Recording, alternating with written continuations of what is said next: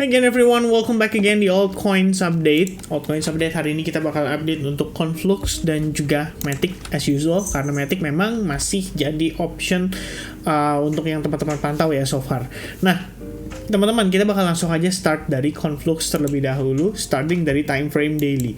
Nah, teman-teman, saya pikir harusnya ya kita ngelihat Conflux ini sepakat nih bahwa situasi kita masih cenderung di dalam sentimen yang cukup bullish. Bisa dilihat bagaimana Conflux rebound dari lowest price-nya so far di kisaran 0,02 ya. Dia nanjak sampai dengan level terakhirnya di highest-nya itu sekitar lebih kurang 2000% teman-teman.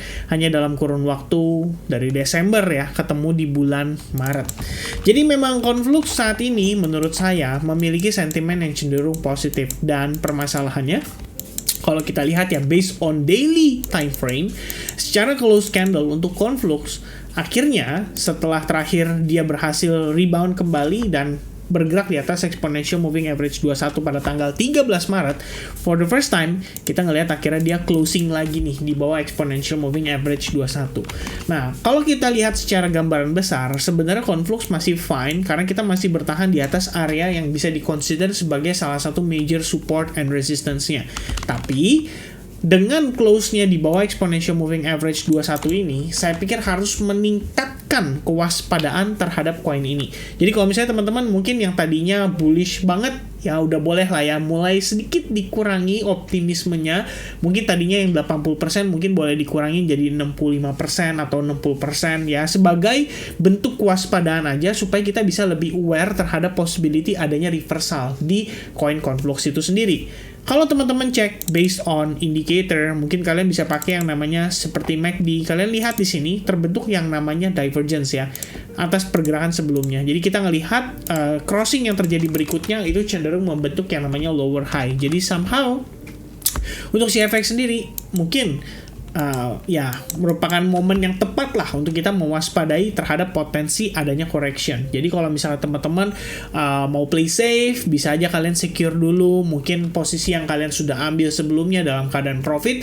Ya nggak salah sih kalau menurut saya kita bisa secure dulu sebagian dari profitnya, dan ya minimal memastikan lah ya trade yang diambil terakhir tidak berubah menjadi rugi atau resiko. Oke, so next one kita bakal bahas dari time frame hourly-nya. Jadi untuk Conflux sendiri, kalau saya sih lihatnya ya, karena pertama kita sukses breakout dari resistance ini, dan breakout-nya itu datang dari kondisi setelah adanya rebound yang terjadi di kisaran tanggal 15 Maret ya. Jadi ini adalah area yang saya consider sebagai salah satu area paling pentingnya untuk Conflux. Jadi saya note area tersebut dengan istilah Big Fan Zone.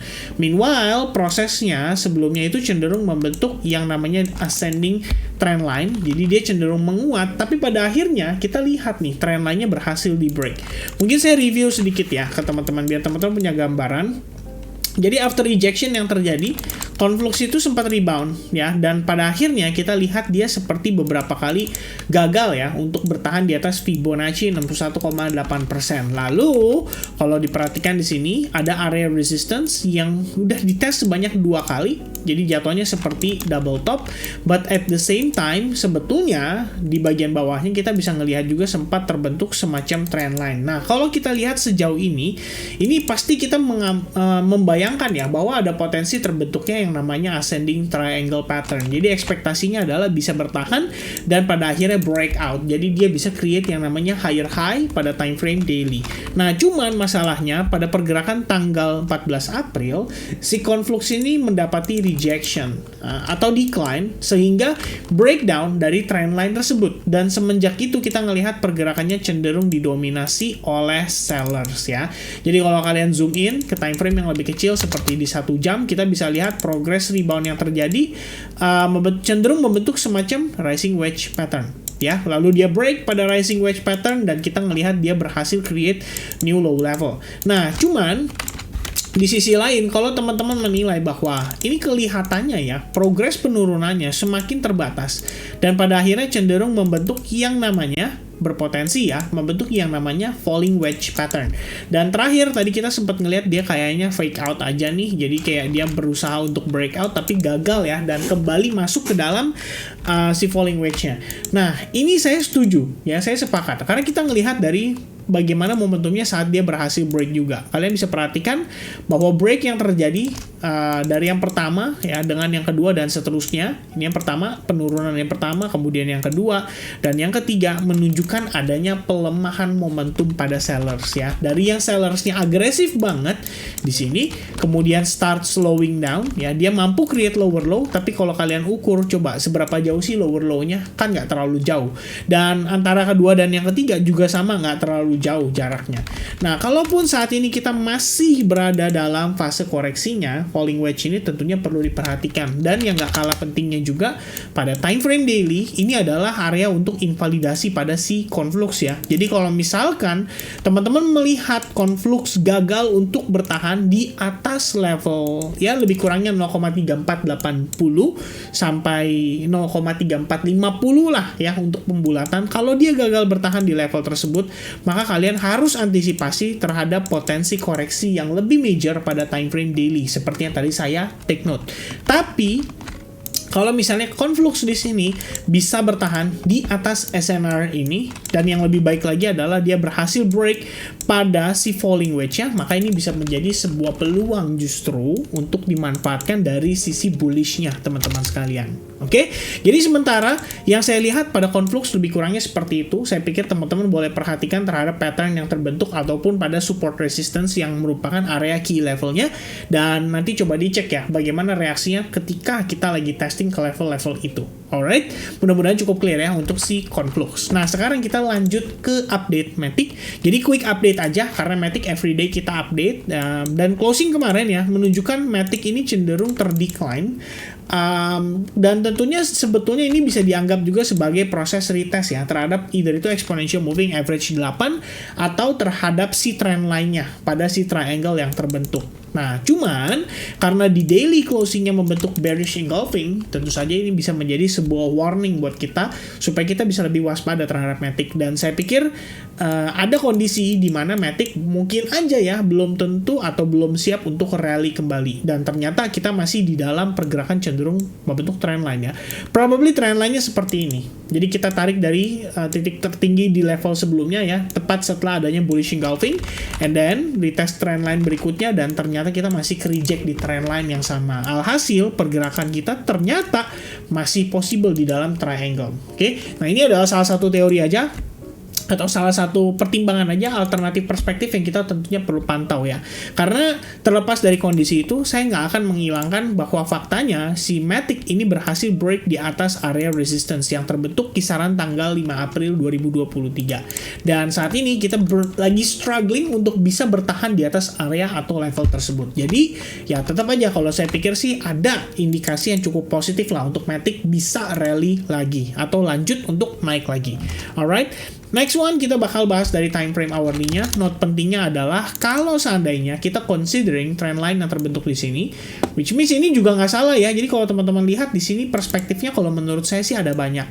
Ya, di sini ada trend line, dan kalau teman-teman mau adjusting, maybe this time kita tarik dari highest yang ada di sini, kemudian ke highest level yang ada di sini ya. Jatuhnya jadi seperti ini teman-teman. Oke, jatuhnya jadi seperti ini. Nah, ternyata kita belum betul-betul break ya. Jadi kalaupun kita katakan break, ini belum clean gitu. Cuman gak menghilangkan fakta juga bahwa pergerakan ini juga membentuk trend line. Ini adalah area lower high-nya dan pada akhirnya berhasil di break. Dan sejauh ini semenjak Matic break dari trend line itu, kita cuman sideways aja di atas level trend line itu. Jadi ada potensi market untuk Matic saat ini mereka sedang create base ya untuk pergerakan si Matic. Dan pada akhirnya kemarin kalau kita lihat sempat membentuk semacam ascending triangle, but then dia breakdown. Ternyata ujung-ujungnya kita masih di dalam sebuah range yang terbatas saja ya, antara sideways dari kisaran range $1,18 sampai kisaran $1,13.8. Nah, kita masih sideways saja di sana. Alright, next one saya pengen bahas sedikit di time frame 15 menit-nya. Sebelumnya sempat ngelihat ada sebuah opportunity, tapi sayangnya setelah kita coba manfaatkan ya, lebih tepatnya saya setelah coba masuk untuk si Matic, rupanya dia langsung failed ya setupnya. Dan mungkin nanti di video update yang Bitcoin saya akan sharing ke teman-teman juga, jadi post analysis, dan mudah-mudahan ini bisa menjadi sebuah tambahan ya informasi, atau mungkin tambahan edukasi, atau mungkin tambahan sharing aja dari saya bagaimana saya menyikapi ketika posisi yang saya ambil ternyata tidak sesuai dengan ekspektasi. Jadi mudah-mudahan teman-teman excited buat ngedenger tentang hal itu. Nanti akan saya update berbarengan dengan si Bitcoin. But for now, untuk Matic fokus utamanya saat ini kita sedang testing kembali terhadap area support di level tersebut, dan juga terhadap neckline ya, atas potensi terbentuknya si inverse head and shoulders atau inverted head and shoulders. Jadi untuk saat ini ya pada intinya Matic itu masih sideways, tapi sideways ini bisa berarti cukup penting ya untuk pergerakan Matic, karena kalau memang ini adalah reakumulasinya, maka pada saat breakout, percayalah breakoutnya akan sangat impulsif, karena di sini ada battle between buyers dan sellers, dan terjadi dalam kondisi atau kondisi ya kita bisa bilang ya untuk waktu yang cukup lama lah ya, dari sekitaran tanggal 14 April sampai sekarang udah ketemu 19 April ya, 5 harian lah ya, harusnya udah cukup lama teman-teman. Jadi kalau untuk short term breakout ya harusnya sih ini bisa memberikan booster ya untuk si Matic, minimal testing ke 1,24. So sementara ini biasanya masih sama untuk si Matic, masih bullish, cenderung sideways. Salah satu reasonnya adalah kita juga sudah berhasil men-take out area resistance sebelumnya, jadi ini harusnya udah cenderung ke higher high ya. Kalaupun dia saat ini sideways, either dia lagi menciptakan higher low atau memang lagi dalam proses reakumulasi lagi. Oke, so hopefully teman-teman apa yang saya sharingkan di Matic maupun Conflux bisa memberikan alternatif perspektif atau referensi analisis, dan tentunya saya sangat berharap bisa menjadi manfaat yang positif buat teman-teman sekalian. So I think that's it everybody. God bless buat semuanya. Have a nice day and I'll see you guys again in the next update. Cheers guys. Goodbye.